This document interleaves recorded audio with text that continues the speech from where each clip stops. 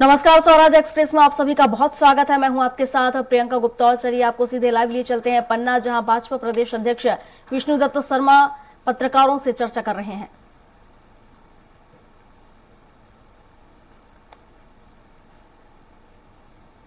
प्रदेश के अंदर राजनीति का जो पुराना उनका चरित्र था अपराधीकरण का, उसे पुनर्स्थापित करने का काम इस चुनाव में किया है। ऐसे ऐसे लोगों को चुनाव में उतारा है जिनके ऊपर क्या कहते हैं उसको, मुझे जारी होती है इनाम जारी है। घोर आदतन अपराधी हार्ड कोड क्रिमिनल्स को चुनाव लड़ाया है छतरपुर जिले के अंदर। पन्ना उसका दूसरा उदाहरण है। घोर अपराधी प्रवृत्ति के लोग चुनावी मैदान में उतार करके कांग्रेस ने अपने अपराधीकरण की प्रवृत्ति को पुनर्स्थापित किया है।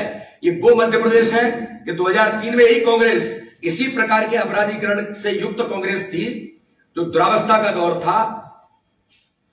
डकैतों से लेकर के कानून व्यवस्था की हालत क्या थे, लेकिन भारतीय जनता पार्टी की सरकार ने इस मध्य प्रदेश के अंदर डकैत समाप्त किए।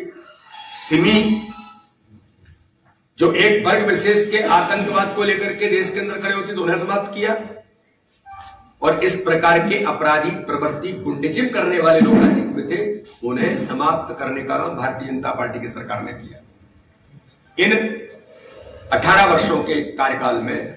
लेकिन दुर्भाग्य से मैं बड़ी पीड़ा के साथ कहना चाहता हूं, अपने शांति के टापू पन्ना जैसे क्षेत्र में इस प्रकार के अपराधीकरण के पर्याय लोगों को चुनाव लड़ा करके कांग्रेस ने जो किया है, वो पन्ना जैसे क्षेत्र में, यहां की राजनीति में एक काला धब्बा लगाने का प्रयास किया है, जो दुर्भाग्यजनक है कि इस प्रकार के लोग, और इसीलिए इस प्रकार के लोग गुंडिज्म करना चाहते हैं। अरे भारतीय जनता पार्टी तो सक्षम है कि इस प्रकार के गुंडिज्म करने वालों को जवाब देना भाजपा के कार्यकर्ता को आता है। इसलिए किसी को धमकी देना, किसी को ये करना, प्रशासन तो काम करता ही है। भाजपा का कार्यकर्ता प्रत्येक बूथ पर सजग प्रहरी के नाते से विकास और गरीब कल्याण के झंडे और डंडे के साथ लगे, ताकत के साथ बूथ पर खड़ा है।